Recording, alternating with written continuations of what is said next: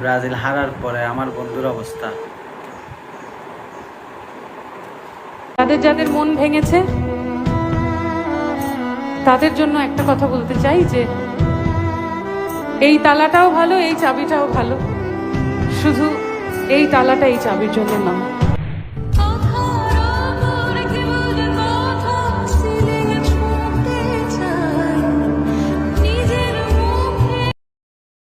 Quarter ফাইনালে Brazil উরুগুয়ের সাথে হারার পরে আমার আর্জেন্টিনার ফ্যান আমার বান্ধবীর অবস্থা দেখেন কিভাবে মজা নিচ্ছে ব্রাজিলের থেকে।